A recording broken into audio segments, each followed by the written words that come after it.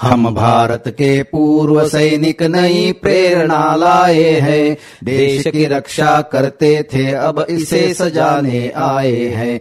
वंदे मातरम, वंदे मातरम। त्यांच्या रोमारोमात भिनली आहे देशभक्ती. त्यांचं उभरतं तारुण्य खर्च झालंय देशसेवेमध्ये. मंडळी, त्या काळात अहोरात्र प्रत्येक ऋतूत डोळ्यात तेल घालून त्यांनी केलंय भारताच्या सीमांचं रक्षण. युद्धजन्य परिस्थिती असो की नसो, शत्रूवर त्यांनी सतत ठेवला अंकुश. बर्फ की चोटी तपती रेती, सागर हो या हो खाई, शत्रुपोत और टैंक विमानों की देखो शामत आई। भारत के जल थल नभ सारे सदा बचाते आए हैं, देश की रक्षा करते थे अब इसे सजाने आए हैं। वंदे मातरम, वंदे मातरम। असे आपले तीनही दलाचे सैनिक, अधिकारी. खरंच आपल्या सगळ्यांनाच त्यांच्याबद्दल किती अभिमान वाटतो. ही मंडळी जेव्हा निवृत्त होऊन सिव्हिल लाईफ जगायला लागतात ना, तेव्हा सुद्धा त्यांच्या रक्तामध्ये भिनलेलं हे देशप्रेम तितकंच जागृत असतं. खरं तर भारतीय सैनिक ही संकल्पना, हा विचार आपल्याला सगळ्यांना समजून घ्यायचा आहे. माजी सैनिक, त्यांच्या सुविद्य पत्नी, त्यांच्या वीरपत्नी, वीरमाता या सगळ्यांच्या अनुभवातून. त्यांना बोलतं करतायत veteran group captain Shrikant Walwadkar sir. बात मन की सैनिक और परिवार की या खास कार्यक्रमात. चला तर ऐकूया. अपने श्रम अपने पौरुष से सब बाधाएं दूर करे, सद्शिक्षा और सद्विचार से मानवता को पुष्ट करे। महान राष्ट्र था पुनः बनेगा, लक्ष्य यही ले आए हैं, देश की रक्षा करते थे अब इसे सजाने आए हैं। वंदे मातरम, वंदे मातरम। गुड मॉर्निंग, सुप्रभात, नमस्कार. अखिल भारतीय पौर सैनिक सेवा परिषद पश्चिम महाराष्ट्र प्रांत आणि 90.4 ग्रीन FM यांचं संयुक्त विद्यमान प्रस्तुत होणारा हा कार्यक्रम भारतामधला पहिला आगळा वेगळा कार्यक्रम, ज्याचं नाव आहे बात मन की सैनिक और परिवार की. या कार्यक्रमात मी veteran group captain Shrikant Walawadkar आपल्या सर्वांचं सहर्ष स्वागत करत आहे. आज आपल्या स्टुडिओमध्ये एक गेस्ट आलेले आहेत, ज्यांचं नाव आहे veteran junior warrant officer Suresh घाडगे आणि त्यांच्या सुविद्य पत्नी मिसेस विजया घाडगे. त्यांच्याकडून आपण जाणून घेऊया की सैनिकाचं आयुष्य कसं असतं, त्याच्यात नाविन्य काय आहे, त्यातलं काय आपल्याला मिळू शकतं आणि आयुष्य कसं घडतं याबद्दल आपण जानकारी घेऊया. समर भूमि से कर्म भूमि को अब हम बढ़ते जाएंगे, छुआछूत और ऊंच नीच को जड़ से दूर भगाएंगे। अपना भारत सुखी बली हो शिव संकल्प संजोए हैं, देश की रक्षा करते थे अब इसे सजाने आए हैं। वंदे मातरम, वंदे मातरम. घाडगे सर, मॅडम, तुमचं स्वागत आहे, सहर्ष स्वागत आहे स्टुडिओमध्ये. धन्यवाद सर. धन्यवाद. पहिला प्रश्न तुमचा विचारतो सर की एअरफोर्स मध्ये सिलेक्शन झाल्यानंतर सोपं नाही आहे. एअरमन होणं देखील सोपं नाही. त्याला एक क्वालिटी लागते, त्याला एक टॅलेंट लागतं, त्याला एक गुण लागतात. तर या सगळ्या ह्याच्यामधून तुम्हाला तुमचं आयुष्य एअरफोर्स जॉईन करण्यापूर्वीचं आणि त्यानंतर जॉईन झाल्यानंतर आयुष्य कसं बदललं, पहिल्या पोस्टिंग पर्यंतचा टप्पा तुम्ही काय सांगू शकाल? बरोबर आहे सर. एअरफोर्समध्ये सिलेक्शन होणं एक खूप अवघड गोष्ट आहे. माझ्या वेळेसही साधारणपणे 3 ते 4% सिलेक्शन व्हायचे, जेवढे अपियर्ड कॅन्डिडेट पासून. आणि त्यामुळं आम्हाला ते सुरुवातीपासूनच एअरफोर्स विषयी जेवढं आकर्षण वाढत गेलं.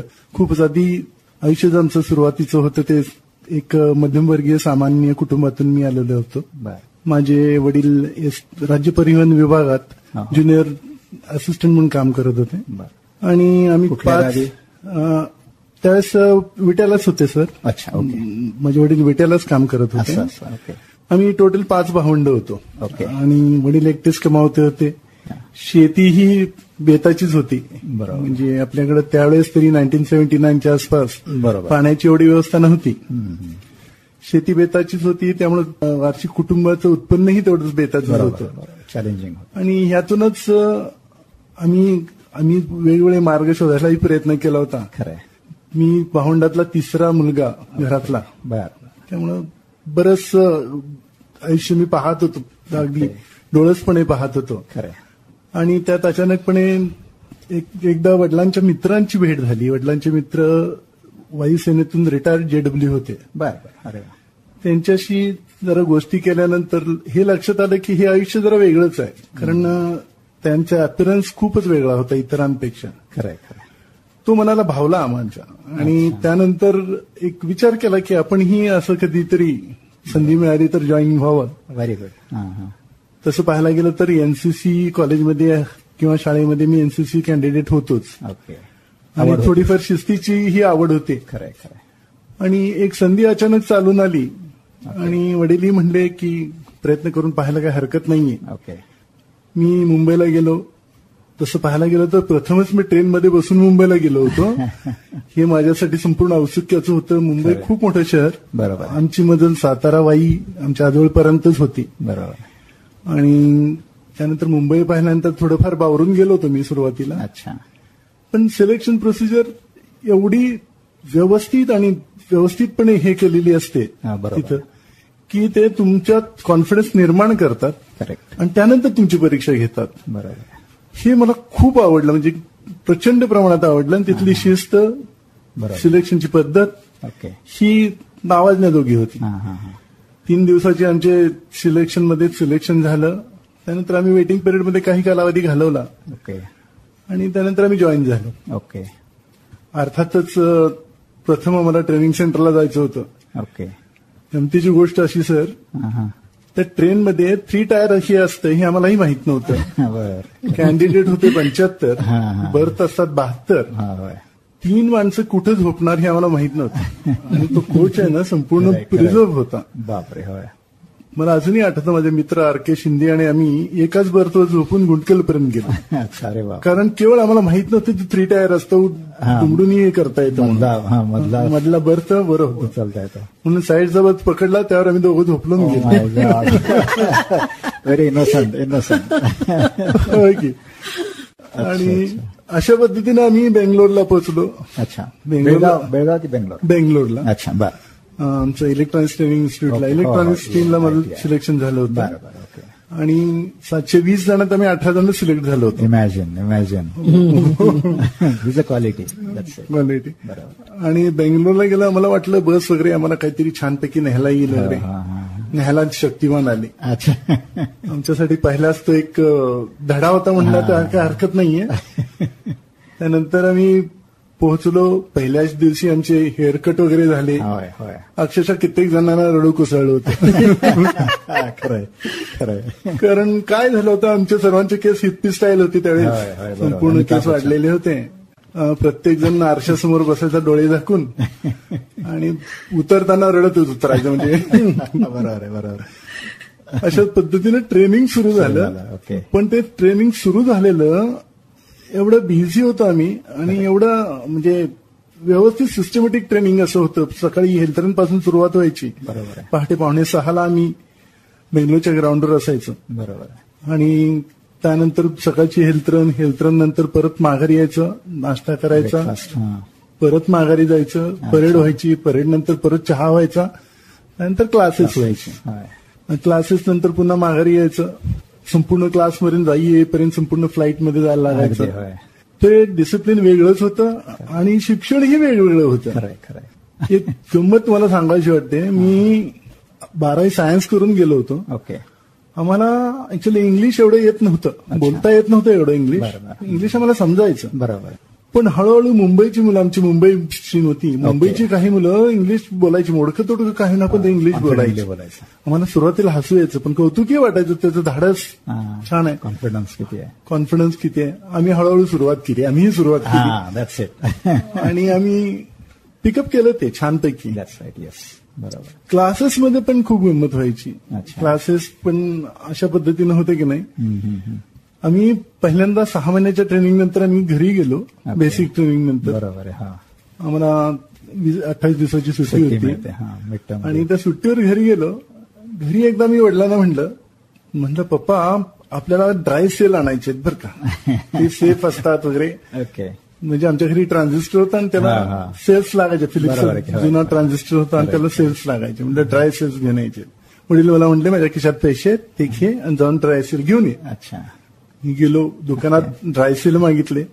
दुकानदार म्हणला त्यांनी नेहमीच सेल दिले ना, अरे बाबा ड्राय सेल दे, ते सेफ असतात म्हणून. तर म्हणला दुसरं नाही, हेच ड्राय सेल असतात. म्हणजे फरक हे सांगायचं होतं की नॉलेज गेन तर केलं होतं, पण प्रॅक्टिकल नॉलेज अद्याप मिळायचं होतं. थेरॉटिकलच नॉलेज मिळालं होतं. अशानं आम्ही ट्रेनिंग संपून चंदीगडला पोहोचलो. माझी पहिली पोस्टिंग चंदीगड होती. ओके. विंगला का? नाही, 96 स्क्वॉड्रन म्हणून P-15चं स्क्वॉड्रन होतं. आणि ऍज अ एडीएसओ म्हणून आम्ही हे झालं होतं, एअर डिफेन्स सेफ्टी ऑपरेटर म्हणून माझं सिलेक्शन झालं होतं. पोहोचलो. आश्चर्याची गोष्ट म्हणजे रेल्वे स्टेशनवर आम्ही सकाळी पोहोचलो होतो, साधारणपणे दुपारच्या आसपास पोहोचलो होतो. दिवसभर रेल्वे स्टेशनवर होतो. आम्हाला ऍक्च्युली हायग्राऊंड एअरफोर्स स्टेशन कुठं आहे हे माहित नव्हतं, 96 स्क्वॉड्रन कुठं आहे माहित नव्हतं. आम्ही फोन केले होते, गाडी येते म्हणून सांगितलं. गाडी आली रात्री 10 वाजता. अरे बापरे.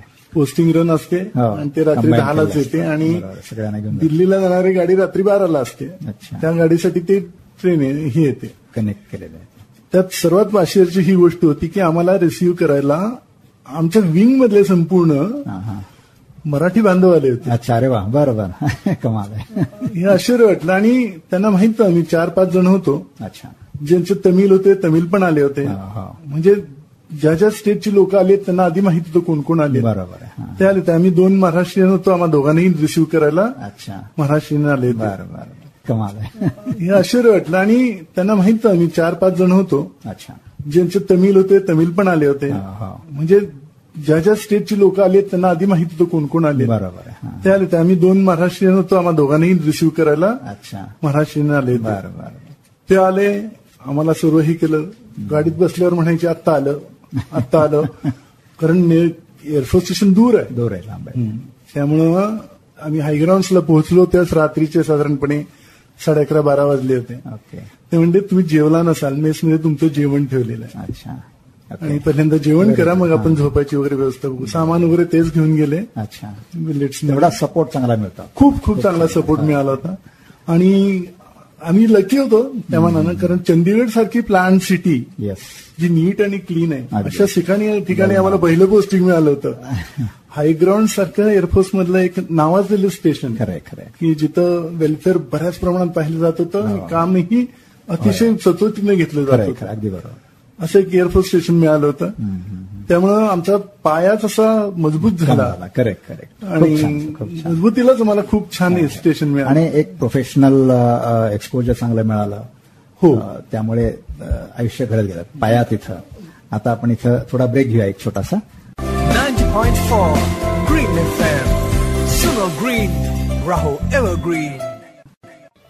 नमस्कार, सर्वांचं परत स्वागत आहे. ब्रेकवर जाण्यापूर्वी आपण बघितलं होतं की 17 वर्षाचा एक मुलगा घरदार सोडतो, एअरफोर्स सिलेक्ट होतो. म्हणजे इतक्या लोकांमधून कमी सिलेक्ट होतात, कारण क्वालिटी पाहिजे, ते टॅलेंट पाहिजे, ओरिजिनॅलिटी पाहिजे. हे असेल तर तुम्ही सिलेक्ट होता. म्हणजे आपल्यात असतं, फक्त आपल्याला एक्सपोज करायला वेळ मिळत नाही किंवा अनुभव येत नाही. तेवढाच फरक आहे, बाकी काही नाही. त्यामुळे खेड्यातला असला, शहरातला असला म्हणून मुलगा कमी आहे किंवा असं कोणी नसतं. How do you build up your personality? Madam, तुमच्याकडे वळतो. लग्न ही एक अतिशय महत्वाची गोष्ट आहे स्त्रीच्या आयुष्यामध्ये. आयुष्य बदलतं. जुनं सगळं आई वडील, घरदार, भाऊ बहीण सोडून तुम्हाला नवीन ठिकाणी जावं लागतं. आणि हे तर निराळच आहे. म्हणजे एक तर लग्न होऊन तुम्ही दुसऱ्या घरी जाता आणि तिसऱ्या घरी एअरफोर्सच्या घरी जाता. तर हे तुमचे अनुभव सांगा, लग्नापूर्वीचं आयुष्य, लग्नानंतर. आणि तुम्ही ठरवलं का की एअरफोर्सच्या माणसाचे लग्न करणार आहे? काही घडलं, नशिबात होतं असं काही? सुरुवातीलाच मी खास परमेश्वराचे आभार मानते की त्यानं मला एक उत्कृष्ट पती आणि वायुसेनेमधील एका व्यक्तीशी माझं लग्न झालं. मी स्वतःला खूप भाग्यवान समजते. मला वाटतं माझ्या सर्वच भगिनी ज्या वायुसेनेतून आता बाहेर आलेल्या आहेत, त्या सगळ्याच खूप स्वतःला लकी समजतात. त्याचं एक विशेष कारण म्हणजे वायुसेनेमध्ये जे संस्कार केले जातात, म्हणजे मेनली म्हणजे पुरुषांवरती, ते प्रचंड वेगळे आहेत. स्त्रीशी बोलावं कसं, स्त्रियाचा आदर कसा करावा हे जर शिकायचं असेल तर ते तुम्ही इथूनच शिकलं पाहिजे. त्याचे मी तुम्हाला अनुभव नंतर सांगेलच. परंतु लग्न असं मी ठरवलेलंच नव्हतं की कुणाशी करावं, कसं असं. पण युनिफॉर्मचं अट्रॅक्शन मात्र मला फार जबरदस्त होतं. आणि रोजच्या जीवनामध्ये जो युनिफॉर्म दिसतो तो होता खाकी. बरोबर आहे. हा पोलीस. हा पोलीस. पण ते थोडं अशक्य वाटत होतं, कारण आम्ही मराठमोळी आणि मिडल क्लास फॅमिली, आणि घरामध्ये बंधनं खूप. कॉलेजमध्ये पण जाताना 2 वेण्या लांब अशा त्या, आणि साडी वगैरे घालून, म्हणजे आम्हाला बाकीचे ड्रेसेस वगैरे घालायला म्हणजे अलाउडच नव्हतं.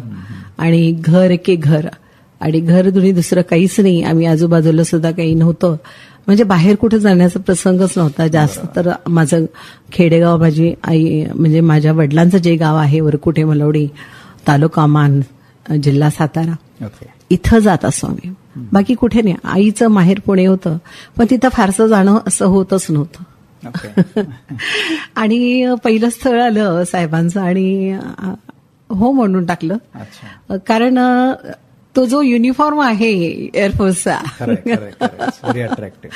अतिशय सुंदर, म्हणजे मी त्या युनिफॉर्मच्याच प्रेमात पडले. आणि आमचं लग्न झालं 89 मध्ये, आणि पहिली पोस्टिंग त्यावेळेला माझे ठाण्याला आले होते. ठाण्याला आम्ही गेल्यानंतर आमची राहण्याची व्यवस्था अशी काही नव्हतीच, म्हणजे तिथे गेल्याबरोबर लगेच क्वार्टर मिळालं असं काही नाही. कमी होते. आणि माझा स्वभाव तसा एकलकोंडा असा. बरोबर. म्हणजे तेव्हा लग्नाच्या अगोदरचा विश्वास बसत नाही आता.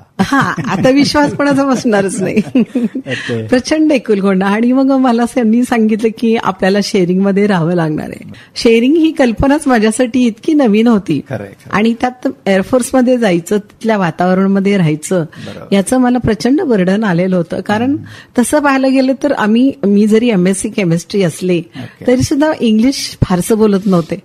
हिंदीचा तर प्रश्नच येत नव्हता, कारण मी कधी सिरियल्स वगैरे असे कधी पाहतच नव्हते. त्यामुळे तो विषय तर बाजूलाच राहतो. हिंदी कसं बोलायचं, म्हणजे तिथल्या लोक. तिथं गेल्यानंतर मग आम्हाला क्वार्टरमध्ये उपाध्ये म्हणून फॅमिली होती, कोकणस्थ होते ते, त्यांच्याबरोबर आम्ही हे केलं. खूप इतकं टेन्शन आलेलं की कसं राहायचं बाबा, यांची संस्कृती, यांचे संस्कार, म्हणजे प्रचंड वेगळं हे सगळं. आणि पहिल्या दिवशीच आम्ही इव्हन किचन शेअर करायचं, हॉल शेअर करायचा. हा, मग त्यांचं जेवण करण्याची पद्धत वेगळी. 1-2 दिवस गेलं आणि मला असं वाटलं की अरे हे आपल्या आजूबाजूला जे लोक आहेत ती आपलीच आहेत, अशी वेगळी कोण नाही. कोणी ओडिसा, कोणी कुठलं, कोण कुठलं, तमिळ. हे इतकी छान. आणि माझी गंमत अशी व्हायची की मला हिंदी म्हणजे काय सांगायचं, माझं हिंदी फारच छान होतं. मग आमच्या शेअरिंगमध्ये जे होते त्यांची एक छोटी मुलगी होती आदिती. मग मी काय करायची, तिला मग ती शाळेतून आली की मी तिच्याशी हिंदीमध्ये बोलत बसायची. तिच्यावरती ट्रायल केली मी आणि खूप छान हिंदी वर आले की पुन्हा शेवटी लोक मला विचारायचे आप साऊथ इंडियन है क्या? म्हणजे माझ्या कलरमुळे असेल कदाचित. एअरफोर्समध्ये आम्ही सर्वात महत्वाची एक गोष्ट मला आवडलेली म्हणजे अशी की कोणतेही फेस्टिवल असू दे, म्हणजे तो कुठल्याही राज्याचा फेस्टिवल असू दे, आम्ही तो इतक्या छान म्हणजे तो आपल्या घरातला आहे अशा पद्धतीनं आम्ही तो एन्जॉय करायचो. स्त्रियांना नटायला काहीतरी कारण लागतच, तर ते तर होतच. आणि गणेश उत्सव असू दे, नवरात्र असू दे, आम्ही बायकांचे डान्स बसवायचे, सगळे एकत्र यायचे. म्हणजे तिथं वय पाहिलं जात नव्हतं, तुमची जात, धर्म, तुमचं राज्य याला कुठं म्हणजे थाराचा नव्हता तिथं. दर संडेला असू दे पार्टी ही ठरलेलीच. इतकं सुंदर आयुष्य. मला वाटतं की तुम्ही इथं किती हे असू दे, म्हणजे लॅविश लाईफ तुम्ही जगत असाल बाहेर सिव्हिलमध्ये, पण हे आयुष्य तुम्हाला म्हणजे एअरमॅन म्हणून सुद्धा जरी आम्ही जगलो असेल तर ते लाईफ तुम्हाला खरंच जगता आलं नाही. आणि मी ते लाईफ जगले म्हणून मी स्वतःला खूप भाग्यवान समजते. खरंय मॅम. आणि विविधता में एकताचं खरं तिथे दिसतं. नक्कीच. म्हणजे भारत, माझं राज्य भारत, माझा देश भारत, माझं धर्म भारत, माझा जात भारत, आणि मी फक्त आणि फक्त भारत. ही एकमेव कल्पना आपल्या मनामध्ये इतकी छान म्हणजे रुजते तिथं की हम सब एक है. खरंच. आणि हे आम्हाला शिकवलं एअरफोर्सनं. आणखी सर्वात महत्वाचे म्हणजे स्त्री आणि पुरुष हा जो भेदभाव जो तो असं तिथं काहीच नाही, काहीच नाही. व्हेरी ओपन, म्हणजे असं हे आहे की रिस्पेक्ट सगळ्यांसाठी, रिस्पेक्ट. आणखी एक प्रसंग मी तुम्हाला सांगते. माझा मुलगा छोटा होता आणि त्याला ते बाबा गाडी असते, ते बाबा गाडी घेऊन तो खेळत होता वरती, आणि आम्हाला बाहेर जायचं होतं. तेव्हा आम्ही बिकानेरमध्ये होतो. हे श्रेया म्हणजे माझी मोठी मुलगी घेऊन, तिला घेऊन, आमच्या तेव्हा चेतक स्कूटर होती, त्याचा केवढा आम्हाला अभिमान. मग ते मला म्हटले तू त्याला घेऊन इकडून ये आणि म्हणजे बाबा गाडी आतमध्ये टाक, बरोबर, घरात ठेव. आम्ही 4थ्या मजल्यावर राहतो आणि वरती टेरेस होता, तिथं तो खेळत होता. मग मी म्हटलं ठीक आहे, मी त्याला खाली घेऊन येते. पण मी काय केलं, पलीकडच्या बाजूने खाली उतरले. हे यांना काय वाटलं की मी कुलूप लावून आले खाली. ओहो, अच्छा, अरे वा. आमचं क्वार्टर पूर्ण उघडं होतं. आम्ही संध्याकाळी आलो, बघतोय तर दरवाजा उघडा. हे मला म्हटले कुलूप नाही होतं लावलं. म्हटलं नाही, मला वाटलं तुम्ही लावलं असेल. म्हणजे आम्ही दोघं एकमेकाला जोडतो. पण इतकं सेफ आणि सुंदर लाईफ की तुमचं काहीही कुठेही काही जाणार नाही.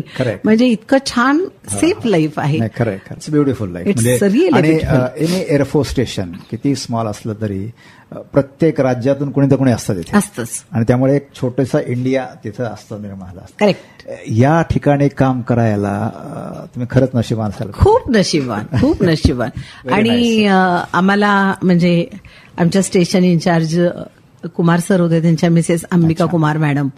एक छोटासा प्रसंग सांगते. मी एअरफोर्स स्कूलमध्ये काम करत होते आणि मला भाजलं होतं हाताला थोडं. त्या तिकडून म्हणजे एका शॉपमध्ये आलेल्या, आणि मीही. पण त्यांना ते समजलं होतं की मला भाजलंय हाताला कुकर. तर त्यांनी येऊन माझ्याजवळ येऊन माझा हात पकडून जेव्हा पाहिलं, अगं तुला म्हणजे आपको इतना सारा कितना बर्न हुआ आहे. मला इतकं विशेष वाटलं ना, म्हणजे एवढी मोठी पोस्टवरची व्यक्ती आज आपल्याशी. एक सांगू का, म्हणजे मी कोण आहे ह्याच्यापेक्षा मी कसा आहे हे महत्त्वाचं. हा ना, मी कसा आहे ही स्पेशालिटी. आता आपण थोडासा ब्रेक घेऊया मॅम. 90.4 ग्रीन FM, सुनो ग्रीन, राहो एव्हरग्रीन. श्रीनगरला. ओके. तिथे मी साधारणपणे 3 रडार बंद पडले होते. ते कॅनबलाइज केल्यामुळे इकडं तिकडं घोटाळे झाले होते जरा. ते मी जरा शांत मनाने हे केलं. अच्छा. तर स्वतः स्टेशन कमांडर मला तिथं ह्याला आले होते, मला ग्रीट करायला आले. बरोबर आहे, बरोबर. त्यांनी माझं कौतुक केलं. खरंय खरंय. त्यांनी मला चहाला घरी बोलवलं, चहाला घरी घेऊन गेले. क्या बात आहे. आणि त्यांनी स्वतः लक्ष देऊन मला विमानाने पुण्याला पाठवलं, दिल्लीला माघारी पाठवलं. That's a recognition, that is a recognition.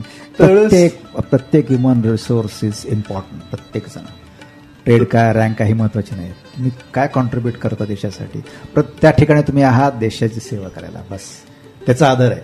मग तुम्ही कोणत्या रँकमध्ये काय, तुम्ही 3 रडार स्विच ऑन करून देणं, ऑन ट्रॅक आणणं सोपं नाही आहे.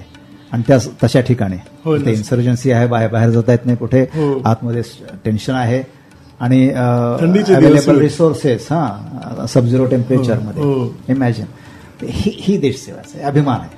आणि माझ्या त्या कामाचं मला चीज झालं. माझ्या बॉसनी जे सर्वोच्च तिथले कमांडर होते, त्यांनी मला माझ्या पाठीवर हात ठेवला. It was a great reward. सही बात. म्हणजे आयुष्याला अर्थ मिळाला असं म्हणता येईल. आणि देशाचा किती फायदा झाला. तिन्ही रेडार ऑनलाईन आले, लोक ऑपरेट करायला, आणि त्या ठिकाणी श्रीनगर असल्या ठिकाणी इट्स इम्पॉर्टंट बेस. तिथे रेडार ऑफ लावून चालणार नाहीये. It's very serious issue. आणि तुम्ही ते केलं, याचं रेकग्नेशन आहे सर. बहुत बढिया. तुमच्या या कामाला म्हणजे सल्यूट जाणतो तुम्हाला. बहुत बढिया सर. मॅडम तुमच्याकडे बघा.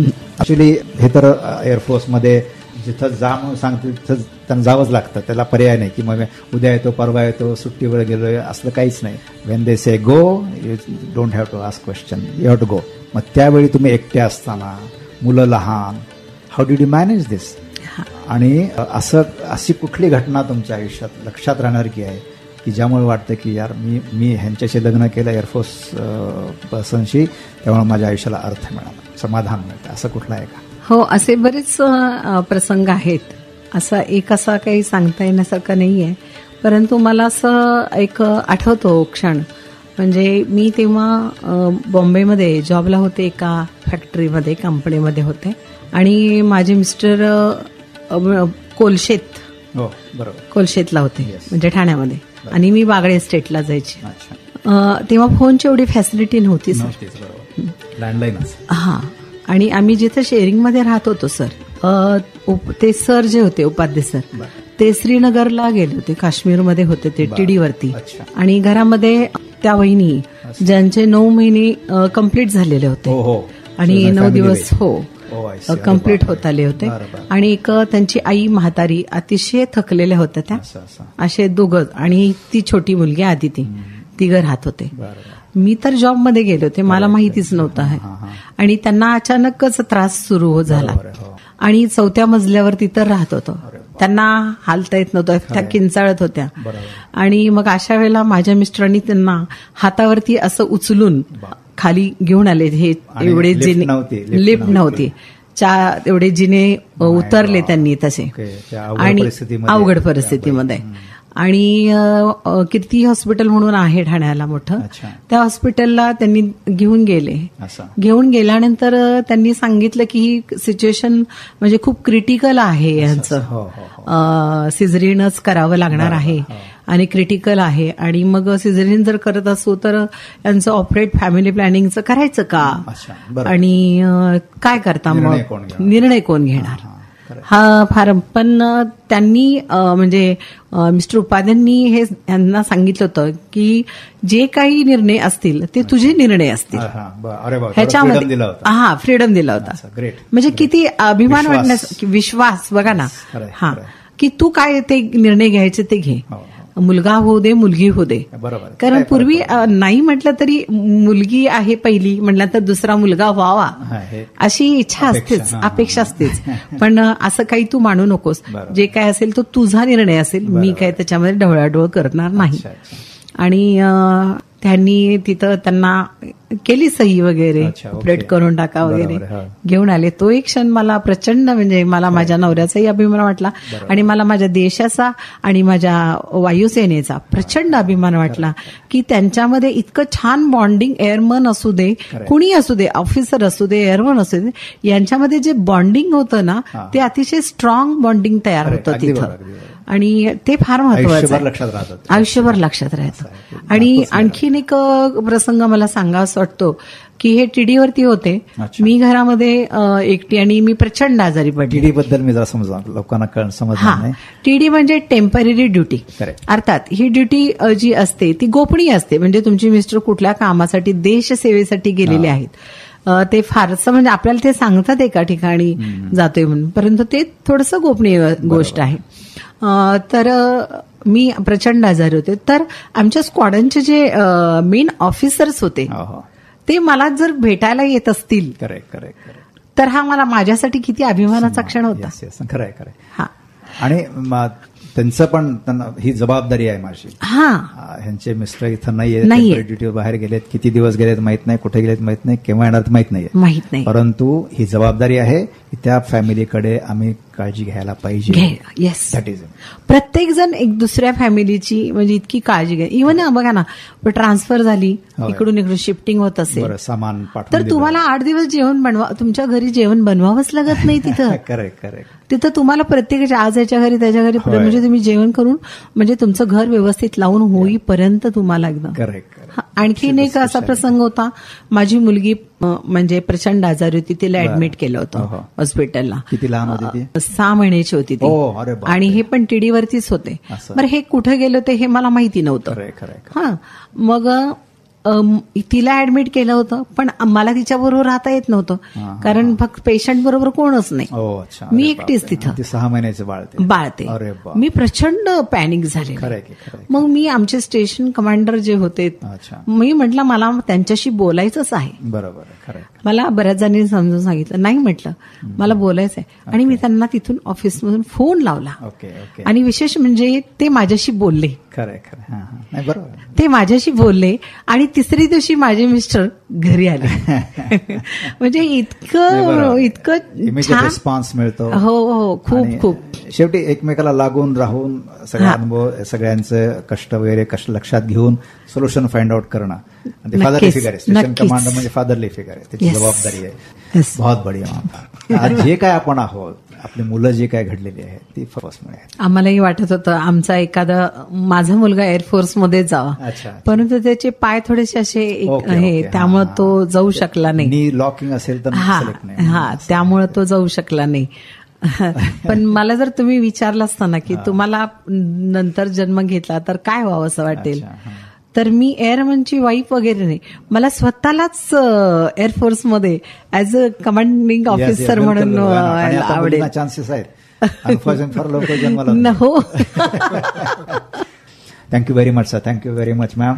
थँक्यू आलात आणि एक निराळा प्रकाश टाकला तुम्ही air force. Thank you very much. Thank you sir. Thank you sir. Thank you very much.